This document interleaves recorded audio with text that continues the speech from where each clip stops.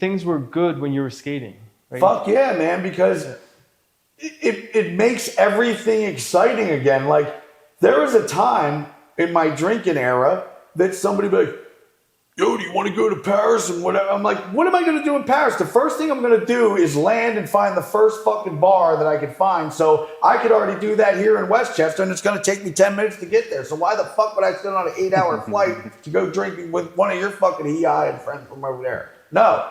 So now it's like, you want to go to Paris? Yes, I do. I'll get a fucking sick kickflip in that bank underneath the Eiffel Tower. Bam, you want to go to Vancouver? Hell yeah, I'll escape with Haslam. Want to go to Seattle? Fuck yeah, I'll find a spot over there too. You know, so just yes, yes, yes to everything. Bam, where do you live? Earth. Take me everywhere. I'm a yes man.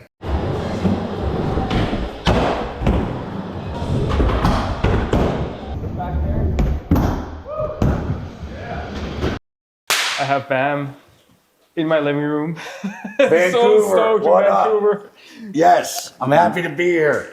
Got my broken ass thumb. If you saw my Instagram clip, I slammed it to Tampa, skate park in Tampa so bad that I like rolled my ankle and broke my thumb and tweaked my wrist all at the same time. So I've been rocking this wrist guard with the thumb completely still exposed. And I knew that if I was gonna skate, which I can't help myself, I have to. If I fall on it, I'm so doomed. So thanks to you. Thanks to Brighton. Yes. You, oh man, it feels so nice. And then I do my first pop shove at no stall right here. Boom, I slam on it so bad. No pain whatsoever. But if I didn't have this, I would be like, ah! So perfect time.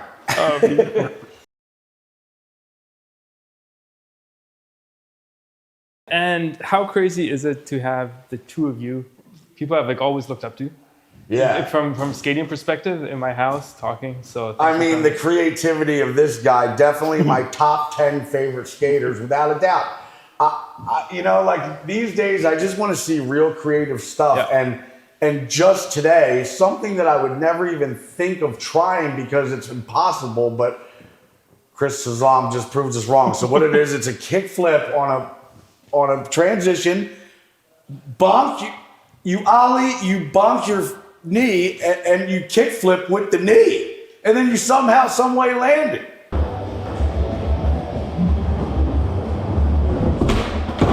Yes! Are you kidding me? Knee bonk, kickflip. What? Has anybody ever done that? I filmed it in slow-mo and I still don't understand. Yeah. But those are the tricks I want to see because, you know, how many times have we seen big lip slides down rails and big kick flips down big gaps and like, you know, we've seen it all. So now I just want to see weird stuff like wallies off of trees to late shove it to manual to like, I don't know, a little pole jammer down there. You know, just weird, cool, dig it. And like when did because you are one of the more creative characters in skateboarding, but where did that evolve from? Like, was that Bam as a child as well? I mean, yeah, as a child, but all I could thank is every skater that I looked up to. So yeah. I guess we could start off with Tony Hawk, and then it went to Matt Hensley with his chain wallet and purple chukka boots with khaki shorts on. Then it went to Alfonso Rawls with the plain white t-shirt and the baggy jeans. Then it went to Frankie Hill for a minute. Then, it, you know, a bit of Steve Caballero, Christian Asoy, and then from there, you know, just all of 8th Street, you know, like the whole team. And then when Plan B Questionable happened, right, dude, that was like the video, 1992, Questionable, Colin McKay, Sean Sheffy, Danny Way, you know, Pat Duffy. It's just, it was a video that I watched before and after school all day, every day. I could watch it with my eyes closed. It was just all already there with the music and every trick in order. That's how many times I've seen that thing. Yeah. No, I remember Questionable. That was every single night before bed, I would watch that video. And that was the video that, growing up skating in my small town, I was like, the goal in life was become a doctor, become a pro skater. Yeah. And then that video came out and suddenly I saw what people were actually doing. And I was like, okay, yeah, pro skater is not happening. Yeah. It was just insane. You know, one of the things that strikes me about skateboarders, well, people who do action sports in general, but skateboarders specifically, is the sense of risk tolerance. Yeah. You know, like sort of falling and getting up, but also being able to tolerate things that most general public would not be able to tolerate. Maybe you want to answer this one. What is it about us pro skateboarders that when you're in a battle of a trick, you cannot give up unless you either are not even too exhausted to even faint? Like, if the only way I'm not riding away from this is if I broke a bone and I must go to the hospital. Like you know, you will try and try and try. You'll rack your nuts. You'll smack your face. You'll get back up, and you'll keep trying. No pro skater ever goes, "Oh, that slam hurt too bad. I'm done." It's never that way unless it's like, "Yo, he's knocked out. Call an ambulance." Then you're done. I mean, Chris, you famously skated one time until you went to renal failure. Right? Yeah, that's true. At the barracks, my kidneys failed. Hold up. Yeah. At the barracks, your kidneys failed. Yeah, I had... because you were trying to trick for too long. Yeah. Like, I just asked him, when I got out of treatment and I finally wanted to stop drinking and start skating again, I looked up the first video part. I watched Chris Haslam part. And it was the first time I've seen, like, flip tricks out of rail tricks. So he does a frontside feeble grind to laser flip out. And I'm like, there's no way that he just came up and did that within 50 tries. You must have been there all day. And he's like, oh, I was. So I get it. You probably spent 6 hours on a trick until your body just gave out. Yeah, that's exactly what happened. And then I didn't go to the hospital for a week because I thought I was okay. So what happened when you did go to the hospital? Yeah, I got super bloated. And I couldn't sleep, so I had to sleep kneeling down. And then when I came back, I stayed 3 or 4 days in LA still, and then I came back here, and I was eating at a restaurant. I was going to go play tennis, of all things, with my buddy. And when I ran across the street, you remember that Transworld video that, like, in San Francisco, there's like a homeless guy running around, and he, like, I don't know, my legs gave out in the middle of the street. Oh, I remember that. Yeah. And I fell over in the middle of the street. Yeah. And then I was literally right by where we were today, just that street. So wait a minute, your body was just so depleted and dehydrated that it just couldn't go on anymore? Because there was nothing for the kid. The kidneys were already in trouble, so they started trying to filter, like, was it the blood cells or something? I think what happened, you went to toxic to the kidney cells. That's insane. So they kept filtering toxic things, so they kept getting worse and worse. And then if you drink, like, that's when the excess of sodium then is a bad thing for your kidneys. Yeah. So I did that a little bit, and then I was like, oh, I probably shouldn't do that. And then I was just like, I'm close to the hospital, and I was like, I should go in there just to feel it. And when I went in there, he did all the tests. He's like, dude, like, you're mangled. You're mangled. Yeah.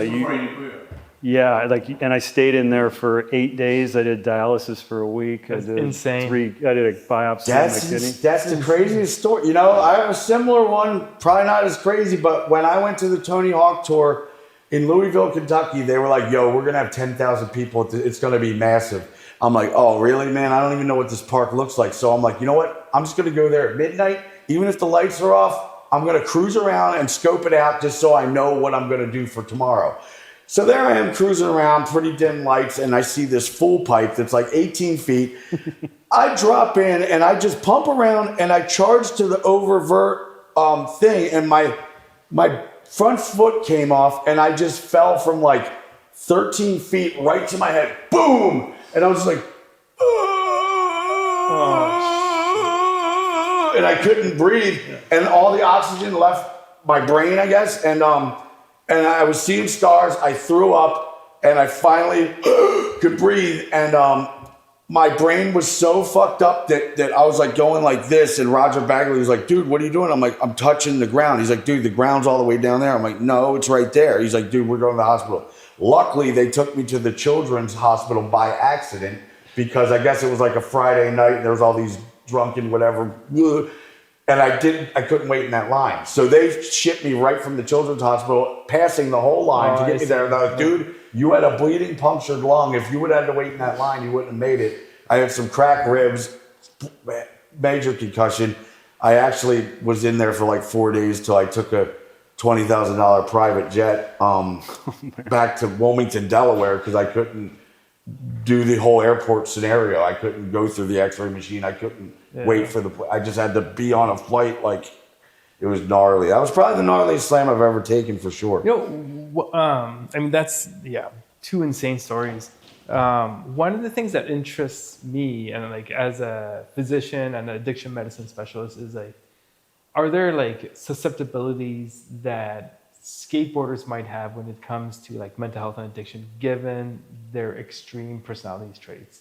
You know what I mean? Yeah, I know. I definitely know what you mean, because it's weird. I was such a late bloomer when it comes to any drugs or alcohol. Like, when you go to a treatment center and you're checking in, they ask you these questions like, and here's the answer that they get from most people.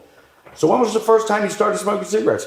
Probably 11 or 12. Right. How about alcohol? I started sipping on alcohol when my parents would, I'd go in their grandpa's old medicine cabinet and sip bunch of drinks, probably about 15 or 16. How about cocaine? 18. I'm like, when was the first time I started smoking cigarettes? 28 years old. They're like, what? They're like, how about drinking? I'm like, 24. They're like, what? Like, I had a couple drinks when I was 21, but like 24 is when I started drinking. But I never drank before that. And how about cocaine? 32 years old. They're like, what the?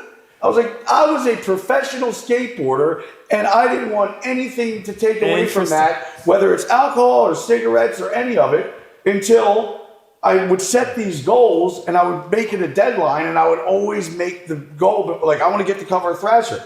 Deadline must be 1998 of October. I get it of 1997 of the earlier, so every wish that I had came true so fast. I want to be in Tony Hawk's video game. You're on it. I want to be on the cover of this. So, the only wish that I haven't got really was being on the cover of Rolling Stone.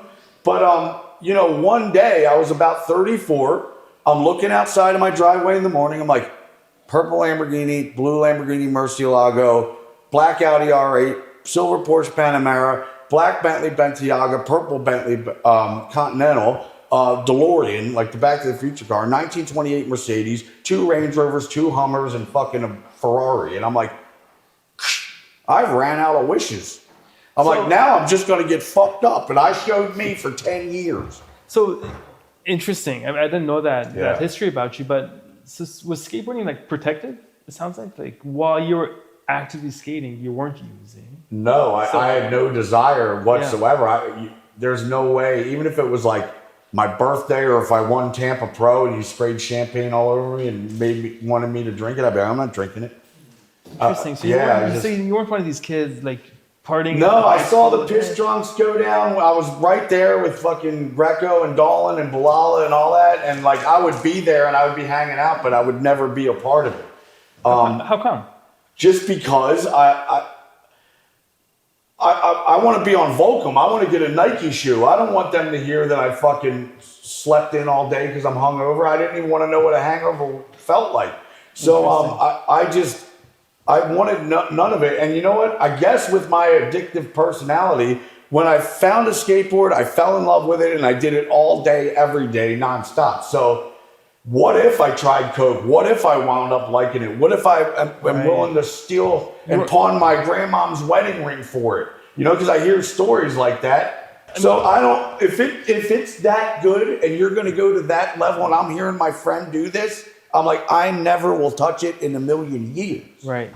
Well, so you weren't willing to also sacrifice your skating. Yeah. At that time. So where was that switch? It sounds too simplistic to me to be like, I see everything that I've accomplished, therefore I'm going to drink. There must have been another. Well, it was Ryan Dunn's car crash for sure. I mean, when I did drink, drinking started around 24. Okay. Not even 21. Most people are like, 21, let's go to the bar. I didn't even do that. But when there would be when we finish Jackass 1 or whatever, and we're having a big premiere and there's a red carpet and stuff, then we'll drink and get drunk and then we'll have a night out on the town. And we'll celebrate. Drinking is we won the soccer game. Yeah, let's celebrate. To drink, which I started to do when Ryan Dunn crashed, was to drink to forget. It was being one of those guys that is drinking in his basement alone and doesn't want to talk to anybody.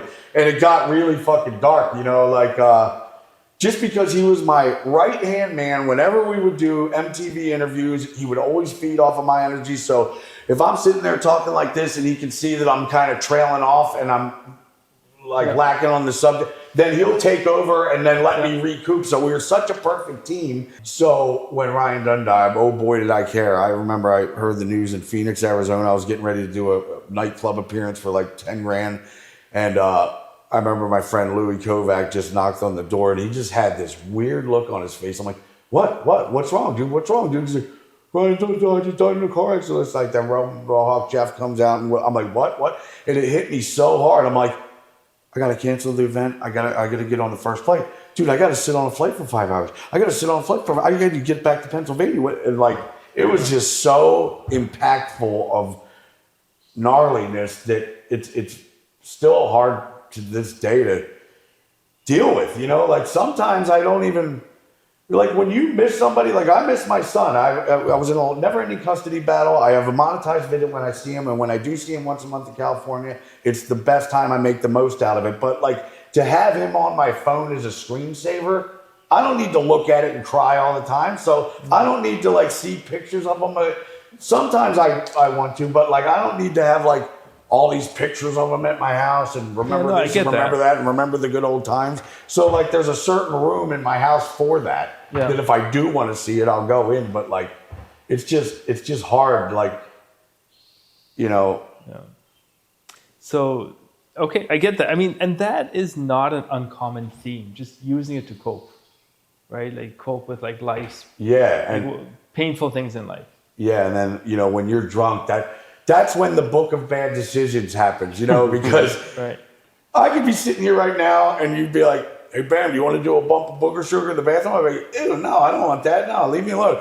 But if I'm drunk, even if it's 2 beers, yo, man, you want to bump in the bathroom? Stupid question, let's go. You know, so all the bad decisions stem from alcohol. And there's been so many times I'm that guy who's like, I'm never drinking again. And then, you know, all my friends are like, yeah, right, you'll be drinking by high noon tomorrow. Like, no, I swear this time I'm done this time. Then, of course, by high noon tomorrow, I'm drinking again. So, like, my credibility was invalid to the point where I can't even say it anymore. And then even so, a month or two, maybe even 3 months will go by. And then I'll think, you know what, we're at Ruth Chris Steakhouse. I'll have a nice red wine with the dinner. I could handle that. And then I might handle it, but then probably within 5 days, I'm back to 3 bottles again, looking for booger sugar. So I know now I cannot drink. Maybe you can, maybe you could handle it. Maybe I can't handle it. I can't drink. I think neurobiologically, there are those people where like their reward pathway is wired in a way it's just susceptible to the reinforcing effects of alcohol. Yeah. Even a little bit will just get it going, and then it's hard to stop. We live in a college town in Westchester, so you sit outside and cars just pull up and you can slap 5s with one people. He slapped me 5 and give me a free bag of Coke. And I'd be like, yeah. So, well, this time it stung my nose, and I was like, yo, what was that? He was like, oh, that wasn't Coke, that was some speed. So I was like, oh, man. Then I liked it. I was like, yo, let me get some more of that. Then I got really addicted to it to the point where, like, I wouldn't steal to get it, but I would drive to Calgary right now from Vancouver to go get it. I would make up some excuse. Sorry, guys, there's an emergency in Calgary. A family relative. And you're like, you don't have relatives in Calgary. They got it up there. Yeah. Like, I would do weird shit like that. And I'm like, this is bad, man. Like, it was fun in the beginning. And now I'm like up all night while everybody's asleep and I'm fucking painting a picture so detailed, and then it was perfect at one point, but then I'm like, I can fix it a little bit. No, I just fucked it up, fuck. Then it'll just turn gray, and everything that I did that night just turned into a gray mess. Right, so let me try to understand this. So you had that terrible loss. Your person who was super meaningful to you dies in an accident. Yeah. You cope with alcohol. Oh, yeah. And then it becomes a daily drinking thing. 100%. And then where did the cocaine come in then? When I would go to the bar every single day. And then people would offer. Yeah. Oh, yeah. And then they would just offer it. We'd go to the bathroom. I'd do it. And then it was just an ongoing thing to the point where, like, when I would wake up, I would pop an Adderall, crack a beer. Oh, no, I would barf bile and blood first. Right. Then I would crack open a beer. Then I'd take an Adderall. Then I'd probably bring 2 safety beers and then, like, a safety shot of whiskey to make my way back to the bar, to the point where I would hear like, oh, you get a DUI on 2 beers. I mean, 2 beers, it takes me even 6 to even function to get into the car to even do anything. Okay, so it seems like the same intensity that you had in your skating is now going towards substance use. Yes, and it did that for 10 years. And I noticed, when I'm drunk, I don't want to break a sweat. I don't want to do anything active because I don't want it to ruin my buzz. And I don't want to, slam super hard knowing that it was due to alcohol. So all skating was out the window. If I told you I was meeting you at the gym at high noon the next day and I'm woke up hungover, all bets are off. And once that beer opens, I could sit in an Irish pub and crack jokes with all y'all all the live long day. And I don't know if I was actually having fun now that I look back at it, but like I'd be there all day like, that was a hilarious joke, let me tell one. And just do that the whole time. So I don't know if I regret it or not, but I did waste a lot of time being fucking the most unproductive person on the planet. Professional pile of shit, for sure. Well, I mean, it's a lot of self-judgment there, but $20,000 bills once a month at one pub called Kildare's. That doesn't even count the other. Right. I'd walk in, they'd be like, Bam, you left your credit card here. You're up to a $20,000 bill this time. I'm like, just keep it going. And this is after Yeah, Viva. so roughly 20 grand a month I'd spend on alcohol. Right. Just because every Tom, Dick, and Harry knew that my credit card was up there. It's like, let me get some gin and mixes, put it on Bam's tab. And they would just put it on Bam's tab because I never fucking questioned it or cared. And are you cognizant at this point that like my skating is gone? Like this is my new life, or what did that look like? See, that was the thing. I think I looked in the bank account and I just saw this ridiculous amount of money. I'm like, I don't have to skate. I don't have to do fucking shit. I can just do whatever I want now. And I'm just going to party and have fun. So did you lose that drive or?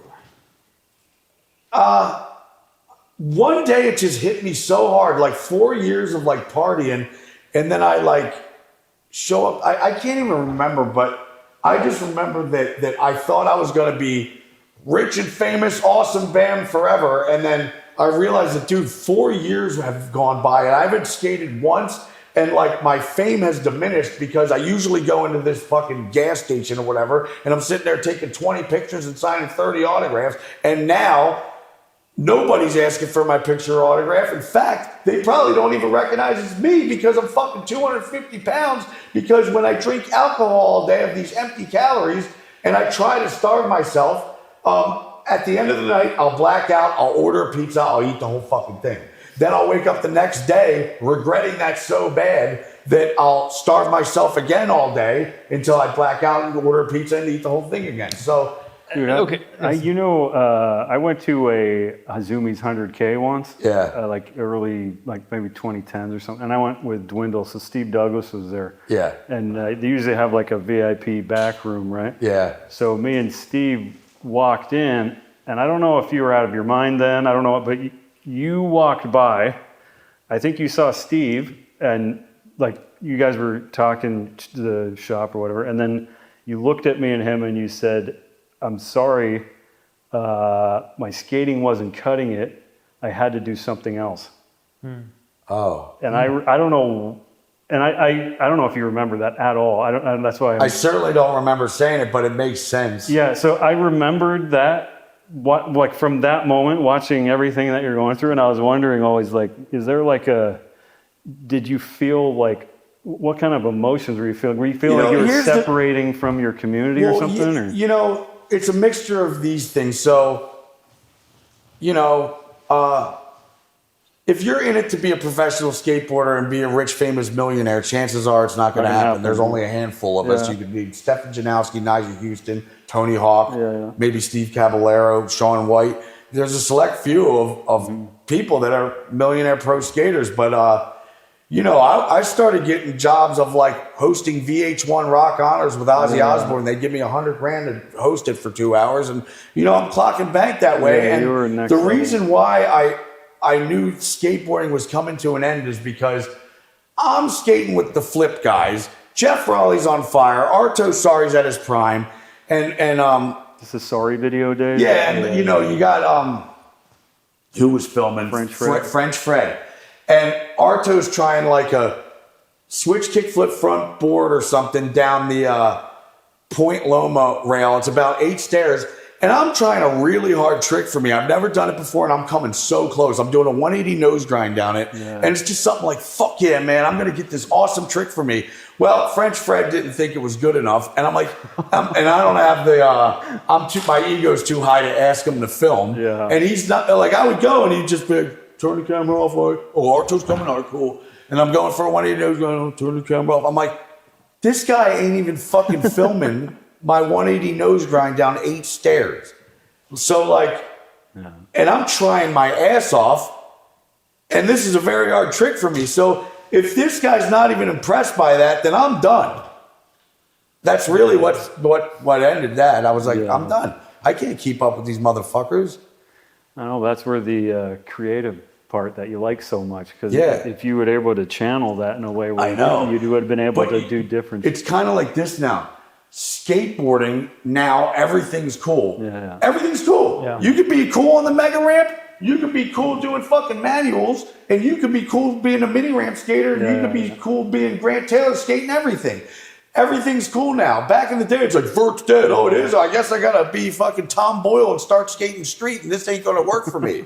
You know, like, you know, or like a street skater. Yeah, like street cab. Stevie Williams ain't gonna be kick flipping no love gap. He's got his high ass legends, and if that ain't cool, then you know you got to think about something else. Yeah. But now it's not like that. And back in the day, when you're filming a video part, if you show up to the skate park and you're not going to kick flip over the fence into the parking lot, then it's not going to be a trick in your video part. So for me to show up here, you know, I'd be like, yep, waste of my time. It's nothing here is going to be in my video part. But now I'm not working on a video part. The only thing that I care about is learning tricks back and putting it on Instagram. So am I going to skate this? Hell yeah, I'm going to skate it. And what am I going to do with it? Whether it's a blunt to figure, a pop shove it nose, whatever it's going to be, which wouldn't make it to my video part, is going right on Instagram, because you know why? I skated that day and I wasn't at an Irish pub getting all Larry to fuck up, so suck my 2-inch hose. So there's some freedom in that. Huh? Yeah. Okay. Yeah, when it's not like pressured in, it's a different type of skating. No pressure now. Yeah. Now it's just wake up, have fun, and go skate. Because when you're obligated, you got a deadline, you better get my 0 ad, and it better be a nose grind down 22 stairs. You're like, man, I don't feel like it right now. Like, maybe I could get like some cool, front side flip on a mini ramp that's like on a mountain and it just looks neat. Like, nope, ain't gonna cut it. You need to barge. I didn't want to barge it. I didn't want to huck myself down shit. I just did it, and it was very rewarding when you would land it. You'd be like, fuck yeah, I did it. But like, what's fun to me is watching Chad Vaught on a fucking mini ramp. Yeah. It's the most creative tricks, stuff that people can't even do today. Like a south flip all high and then just bash a pivot and come back in. Frontside shove it, melon pivot. Yeah, just real creative mini ramp. Love it. I've seen him do those in person. He's a Seattle guy, isn't he? The way that he would stay on the lip slot, and he would stay grinding, doing the dancing. Yeah, dude, it's so rad. It makes me want to go skate. Yeah. To see a switch tray flip down Wallenberg is so incredible. I'm like, hip, hip, hooray, good for you, but it doesn't make me want to go skate. No. No, I'm the same. That fucking knee bonk kickflip makes me want to go skate. The Neil Patrick Harris. Yeah, the Neil Patrick Harris. How much of the influence, like the Jackass influence, was setting the expectation for what kind of skating you were? Jackass never really set any influence at all on skating. In fact, I really hated it when Jeff would make us put on these fucking mascot outfits and be like, why don't you do a board slide wearing a monkey suit? No, I don't want to be goofy on a skateboard. I don't want to wear a tutu, and I don't want to wear a thong, and I'm not going to wear a wig when I'm doing a kickflip pivot in the deep end of a pool. It's all like disrespectful to skating. Yeah, it's just goofy. Yeah. So if you want to be goofy and do a backflip into like a pricker bush wearing a tutu and a wig, then that's funny. It's just dumb. But to kickflip something big in a dumb outfit's just dumb. So I never liked that part of it at all. But with Jackass, that's when I would use the whole element of just, when people ask me, where did you come up with to start CKY to make it become Jackass? It started with three things. Realizing that my high school friends, Brandy DiCamillo, Rab himself, Ryan Dunn, Ray Kian, my brother, I knew that they all were so funny and talented, but they weren't talented on a skateboard. And I wanted to include them in this video somehow, some way, whether it's doing something dumb off this roof into a pool of piss or just a goofy skit. Because I would watch, only two movies. Amazon Women on the Moon, which was funny skits back to back to back. And then Jerry Lewis is Cracking Up, which would be funny skits back to back to back. So that's so my only influence is Jerry Lewis, and then seeing my friends be goofy in school, and then Danny Way in Questionable, which was simply two or three things. He jumps off his roof into a trampoline, and then he throws a pie in somebody's face riding a 10-speed. And I thought it was so funny being a 15-year-old punk-ass adolescent kid that I wanted to go do that too. So I invented Fire in the Hole, which you go into a McDonald's drive-thru, you say, I'll take a large Coke, and then when you get it, you say, fire in the hole, and you throw it back in the bitch and peel off. Started a real trend. But for me to do that now at the age of 46, people would say Bam belongs in a mental institution, and I get it. So it's very hard to determine what's funny now at the age of 46. If I kicked the door in when my dad was taking a million-ass shit with a foot of turd hanging out of his ass, I beat the shit out of him at the age of 46, and he's fucking 70-something, Bam belongs in a mental institution. It doesn't work. It doesn't work anymore. No, 16, I'm a punk ass. You're getting fucked up. So see, I get something to Jackass that you say you're bringing the family along, basically, right? That was part of it. It was yeah, just bring them with you. They came along, and then when MTV has a real hit show, is what they always do is they do two spin-offs. So our spin-off was I created Viva La Bam, they created Wild Boys. Viva La Bam was now me being Johnny Knoxville, the main guy. I get full creative control on ideas. I get to spend $300,000 a week for 65 weeks on blowing shit up, flying people in, flying people out, fixing it, whatever. Building a skate park in the driveway, bringing an elephant in, turning my drawbridge house into a castle moat, driving my Hummer off a 600-foot quarry cliff, whatever I wanted. But now I'm in full control of what music gets to be played, what you have to take in and take out, and I love that so much. But sometimes 65 episodes, it's just run its course. You know what I mean? That was taking you away from the skating. And it was absolutely taking me away from the skating, because when you have 40 people hired, say you're a grip dolly guy and you're a sound guy, everybody's getting paid a lot of money. So if I'm going to spend an hour to do a skate trick and then I finally land it, that's 1 second of screen time that we just fucking paid 40 people for me to do. So one time, the director at the time, his name was Pete Delascio, he was like, "Bam, how long is this trick gonna take?" I'm like, "I don't know, man, whenever the fuck I land it." And he's like, "Well, roughly, what do you think?" I'm like, "I don't know, I'm up to 60 tries, I'm hoping I'll get it soon. It's a switch stance, backside, tailside. Fucking very hard to do." He's like, "Well, dude, can you do a regular one?" I'm like, "Well, I could do it front side." He's like, "How quick?" I'm like, "Real quick, it's easy." He's like, "Just do that, man. This is for 13-year-old kids. They're not going to know the difference." I'm like, "But I'm a fucking pro, and I know the difference. And other pros are going to be like, he did a weak-ass fucking tailside when I know he can do better." Yeah. So my 5 hours of skating a day being a pro, when Viva La Bam happened, roughly turned into 2, and then it turned into 1, then it slowly turned into none. All right, one more question on this. You were so if you were to rank, what was the most rewarding part of that experience doing that show? Was it seeing the homies enjoying themselves and being there with you? Was it the creative control? Was it the... Well, it was all the above, but if I had to pick the main one, it was the fact that all my friends and all my family are now getting paid a lot of money to film funny ass shit together. Yeah. Hold up. We all get to fly first class to fucking Europe, and then you're going to rent a Ferrari and drive it to Dracula's castle to get some red wine for a big family dinner in Venice, Italy?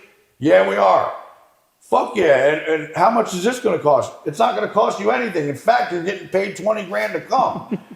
Fuck yeah. So I got the number one most influential person in Maxim magazine. Forget the year, but they show 50 or 20 most influential people, and I'm just number one. Bam Margera. It's me with the pool, with my whole family behind me and friends. Let me ask He you- pays his whole fucking crew. That's super interesting for me And because he hooks up a lot of bands that, from Finland or whoever. If I like your music and you're not signed, I'll put it on there. I've gotten so many thank yous about, yo, man, you blew my band up for putting that shit on Viva, man. you know this concept of being like the number one most influential person, because those shows like inspired a generation. You know, like a lot of people looked up to you then, and you had a lot of influence on people, I think. Yeah. And even just like walking with you now, people are stopping you, wanting pictures. You know, Yeah. they're just so stoked to hear your name. Even people that know nothing about skateboarding. So that influence still exists now. Like, have you thought about like, okay, how can I use this influence to impact people? Well, you know, when I spent 10 years getting drunk and I was just overweight, I would have managers, whatever you want to call it, be like, yo, Bam, I'll give you 20 grand to make an appearance. All you have to do is spend 2 hours signing shit and taking photos. I'd be like, no. They'd be like, but you don't want to make 20 grand in 2 hours? I'm like, no, I don't. They're like, why not? Because I don't want to fucking appear anywhere. I'm a drunken shit show. I don't like the way that I look. And you don't even have to say anything. If you're a fan and I look into your eyeballs, I already know that you're saying, Bam, I'm a real fan, but fucking what happened? You know, so I didn't want that. And pretty much is what saved everything is my best friend. I call him the Shaman Wizard. His name is Naveed. He's from Persia, but he lives in Escondido, California. Now he lives in Hawaii as well. But he became my best friend. He fucking has such strict rules that at 5 a.m, he would knock on my door, which I was attached to his house, and he would be like, boom, boom, boom, let's go. And we would hike up this mountain 8 miles every single day until I lost 100 pounds in fucking less than 3 months. And he always has an answer for everything. And he's the type of dude that like doesn't resort to violence. And he always has a nice thing to say about everything. That his karma is so phenomenal. But he'll be like, I could break your leg in one go. I'm like, I bet you could. He's like, I just show you 2%. I'm like, all right, show me 2%. He'd be like this weird way. And I'd be like, ha. He's like, that's just 2%. So like this guy's gnarly. And he said something very important to me. And he goes, look, if I was the genie of the lamp and I let you keep one thing, what would it be? And you know what? I'm going to give you a week to think about this because this is very, very important. I'm like, okay. So I'm driving around for a week. I'm like, what would I keep? Well, I can't say Phoenix the Wolf, my son, right now because it's never in a custody battle, so that one's out of the question. Maybe I should get wise. I'll keep love or I'll keep world peace. And I'm thinking of all this smart shit. Finally, he comes to me for a week. He's like, all right, what would you keep? I'm like, skating. Right. I'll keep skating. He's like, all right, I'll let you keep it, but you have to keep doing it if you want to keep it. I'm like, I understand. So now every day I fucking keep skating, and I kept it. And that's what got me everything to begin with. So as long as I keep skating, all these good things come. I'm really fucking bummed that it took 10 years for me to figure that out. Yeah. No, it's part of the journey, man. That's that it's meant something. You wouldn't have the same experience, right? Yeah, like I just I was skating down the street and some drunk jock was like, skating time, dude. And I just stopped. I'm like, skate. I'd rather skate. And I just skated off. And that's it, because that skating was protective for you. Like things were good when you were skating. Right? Fuck yeah, man, because it makes everything exciting again. Like there was a time in my drinking era that somebody would be like, yo, do you want to go to Paris and whatever? I'm like, what am I going to do in Paris? The first thing I'm going to do is land and find the first fucking bar that I could find. So I could already do that here in Westchester, and it's going to take me 10 minutes to get there. So why the fuck would I sit on an 8-hour flight to go drinking with one of your fucking EI and friends from over there? No. So now it's like, do you want to go to Paris? Yes, I do. I'll get a fucking sick kickflip in that bank underneath the Eiffel Tower. Bam, you want to go to Vancouver? Hell yeah, I'll escape with Islam. Want to go to Seattle? Fuck yeah, I'll find a spot over there too. You know, so just yes, yes, yes to everything. Where do you live? Earth. Take me everywhere. I'm a yes man. Yeah. Mm-hmm. And I feel like I sometimes wonder where you pro skaters I sometimes wonder if you appreciate the influence you have on like regular skaters, like the way we look up to you guys as skateboarders.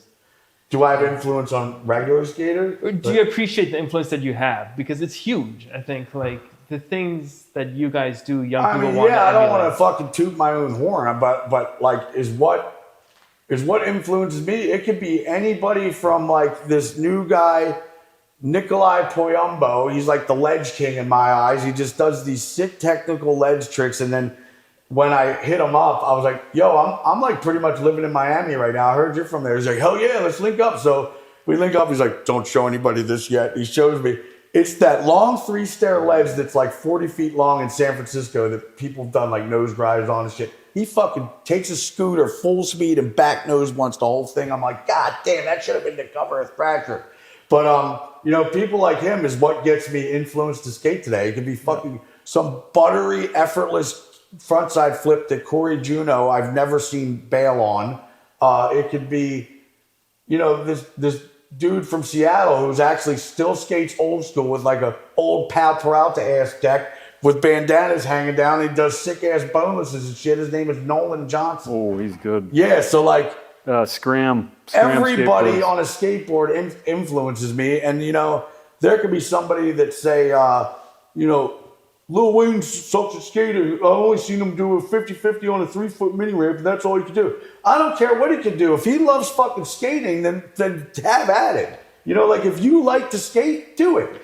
When I turn the corner, see, it's very hard to determine reaching rock bottom for a person who still has stuff. Yeah. Because when you picture rock bottom, you're picturing a homeless guy on a tent, your friends and family told you to kick rocks, and you're digging in a fucking dumpster for a peach pit. Me? Not me. But my rock bottom was leaving Lamar Odom's house in my purple Bentley. He runs a treatment center. He let me be in there for free. But I left in my purple Bentley in Los Angeles, and there I am like the Red Hot Chili Pepper song, under the bridge downtown is where I drew some blood. Never shot heroin, but I bought enough meth to not want to wake up. And I am not a religious person, but I went to the Sunset Marquee, and for the first time in my life, I got down on my knees and I prayed to God. I said, Dear God, if I wake up from this tomorrow, fuck you, because I want to die. But if I do wake up, you better deliver me the hottest fucking eye candy right now with a tan pit bull to save me now. I need to be saved now because I can't live this way anymore. Not to mention, I just came out of 5 seizures that were 20 minutes apiece, waking up in a hospital 8 days later with a tube down my throat on life support with COVID and pneumonia, just from all the pills, all the booze, all the stress, all the staying awake, all the fucking everything. My body just gave out.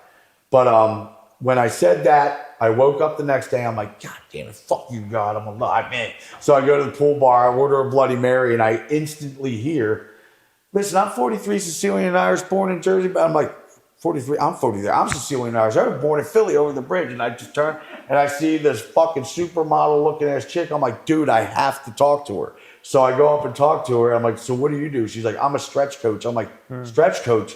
The doctor in 2013 said my legs were like dry rotted rubber bands from alcohol abuse. Good luck trying to skate. Reach down and touch your toes. And I did. My hamstring popped. I was out for a year, which made me drink even more. God. So I'm like, I already know I need this chick. So I'm talking to her, and she's like, I really like you. Do you want to go walk my dog? I'm like, dog, what kind of dog do you have? She's like, I have a tan pit bull.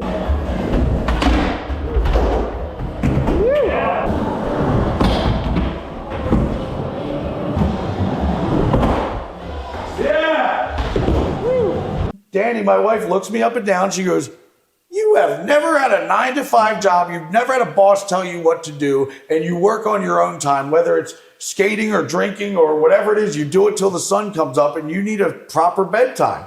So you need to wake up and have a structured schedule. Today, you know that you're going to walk the dogs or skate them around the block. Then you're going to look for a skate spot. I'll stretch you for an hour there. Then you can't go home unless you land a trick. Then we'll get some. Everything is fun, structured schedule. And then I'm in bed by 10 with no ifs, ands, or buts. So, and I love it that way because I've never had that.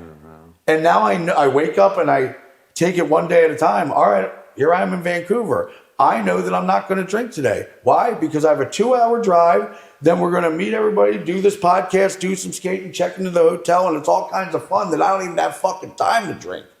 You know? And that's what you have to do is take it day by day. But I don't really have any desire anymore to drink. Sometimes those random triggers that set me off, but you could put me right into a fucking Marilyn Manson concert right now, and I'll be happy there sipping on a Perrier seltzer water, being like, rock and roll. What do you do with that when you're thinking, I want to get to the bar right now? I usually grab a dog and I go for a walk into the woods. Because, you know, when you are in a treatment center, they always ask you this question. You have any thoughts on killing yourself? If you say yes, they come in right with a fucking padded suit and put you in a straitjacket, and then they put you in a padded room and let you sit there and stew and think about it. And you're like, now I definitely want to kill myself. I'm like, what the fuck is this shit? So if you tell the truth and say, yeah, you feel like harming yourself, this happens? I thought you were going to take me out to the park and feed some fucking ducks some stale bread. But no, so now, you know, so it's just like, do I tell the truth in here? So Yeah. it's just treatment centers. They all have their ways. Some of them are good. Some of them are crooked as hell. But I'm just glad I'm out of the Guinness Book of World's longest Florida shuffle, which was 90 days apiece at 13 different treatment centers, back to back, doing 2.5 years at $666,000. Yeah, it's not. That's not, well, I mean, a lot, like these days, I see a lot of your posts, and others. I mean, you have a lot of people that are pretty stoked that you're back. Well, yeah, because I would post some batshit ass shit for a long fucking time of just being a bitter, angry fuck. You know what? Fuck this motherfucker. I'm going to kick his fucking ass. Whatever it was. And it would usually be at 3 a.m, and it was just not a good look. Now it's like, Bam skating, and he's skating at 6 a.m. This is great. This is epic. I can't believe I love this version of Bam.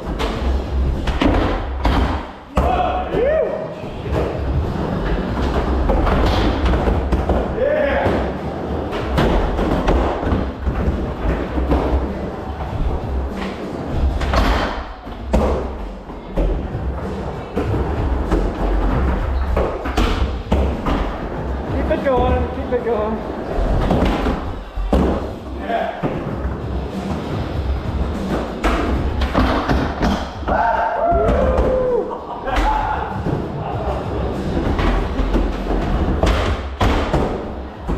Before we knew you were coming up here, before Andrew was like, Bam's going to Seattle for the wedding. Yeah. I was on Instagram seeing clips of you like all the fucking time. My wife, who has nothing to do with skateboarding at all, seeing clips of you. Yeah. And then just unanimously in the comments, everybody's just fucking stoked to see you skating. Yeah. Well, that's great, you know, and I think it's when I think I posted like something that was, because Alfonso Rawls, who I looked up to for the longest time, he goes, Bam, I gotta say, as soon as I wake up, the first thing I do is go on my Instagram to find out what new town you're in and what new skate trick you're doing. It's very inspiring. And I'm like, thanks, Alf. I'm going to make sure I get a trick a day just because you said that. And then you said that about 2 years ago. So every day I make sure I get some kind of trick, even if it's a nollie flip on this rug right now. At least it's a trick. So I've stuck to that plan. And, you know, a lot of times it's not that difficult if you're like, oh man, I got a lot of shit to do today. No, it's not. You have to get a skate trick. So go down to the park and no slide the ledge or something. So to put that in in your daily planner that you have to do a skate trick, it becomes really fun. What does the next 10 years look like for you? Well, first of all, I let my bubble so big with just giving every Tom, Dick, and Harry my phone number to the point where I would ignore a phone call from Tony Hawk or honestly Billy Idol, which has happened. And I didn't know who my friends were anymore, and I didn't know who to hang out with because there were so many different options. Usually I would just get so frustrated and get all Larry the fuck up at the bar because of it. But now I have such a tight bubble of sober skater friends or whoever that it's very positive. And now I don't want to worry about any kind of goofy jackass stunts. I don't want to worry about Comic-Cons pay the bills. So I'll do that on the weekends because I'm in a new city and I get to find a new skate park to skate. But skateboarding is my main focus. And all I want to do is that because not only have I learned all my tricks back, I'm now learning new ones and inventing new ones at the age of 46, which I never ever thought I could do. And I'm so happy about that. I'm so happy that my muscle memory is back. All I want to do is wake up and skate and travel and skate with new people or old people. Skate with whoever. I'll skate with fucking anybody. Yeah. Bam. Yeah. Thank you so much, bro. Yeah, man. Appreciate it. Hey, thanks, man. Yeah. Thank man. you.